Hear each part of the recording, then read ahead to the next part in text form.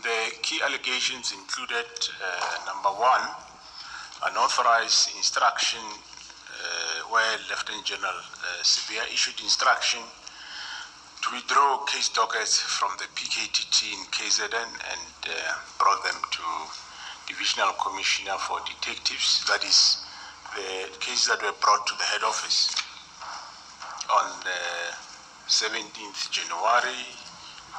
There is a correspondence to that effect on the 4th February 2025, on 22 April 2025. Proceed to the next one. 1792, defeating the cause of justice by issuing the above instructions. Lieutenant General Sibiya is accused of intentionally hindering or delaying the investigation of the case dockets. 1794, improper conduct. Lieutenant General Sibiya's action contravened the SAPS Code of Conduct and abroad. Did you not skip 1793?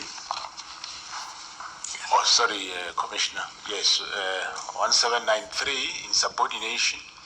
Instruction issued by Lieutenant General Sibiya were in direct conflict with my approved phase-out plan for the disbandment of the task team. You remember the instructions on the 14th and 15th of January 2025.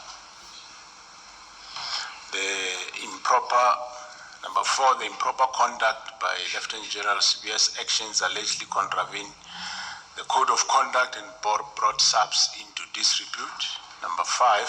Sorry, before you go to 5, General, the conduct referred to in 179.4, is it the actions in point 2 and point 3?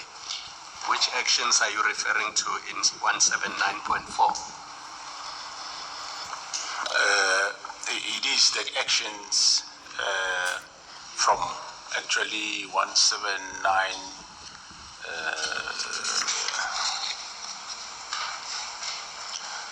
from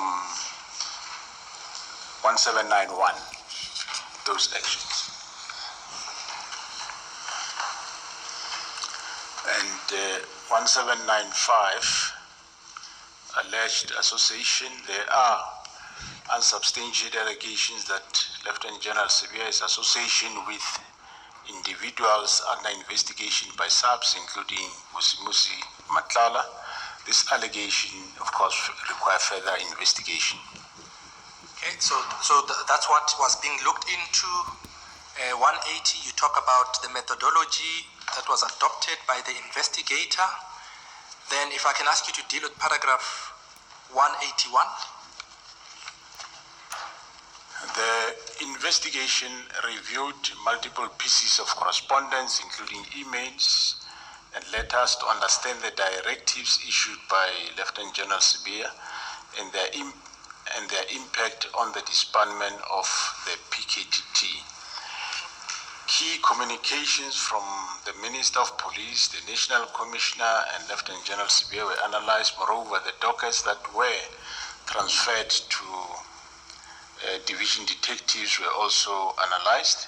The process was detailed and comprehensive to ensure that all interests were taken into account. And in 182, you deal with the findings of that investigation. Perhaps if I can ask you to deal with 182.2 to 182.4.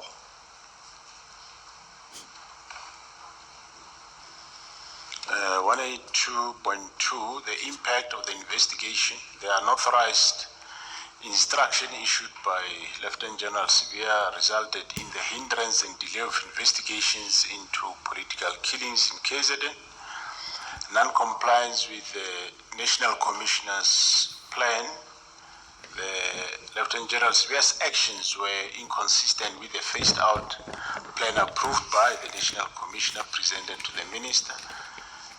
182.4, the unsubstantiated allegations of criminal association. While there are allegations of associations with the individual under investigation, these remain unsubstantiated and require further criminal investigation.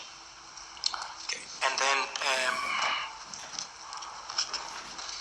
in 183, you say the investigations concluded that there's sufficient evidence to justify a disciplinary hearing for Lieutenant General Sevilla. In particular, the investigation found a prima facie case of serious misconduct, and his actions were deemed to have undermined the directives of the National Commissioner, hindered investigations, and constitute misconduct in terms of the SEP's disciplinary regulations and code of conduct. The matter has been referred for disciplinary hearing, and if you turn over the page, the investigation report is attached in Masemola 2 at pages 438 to 455.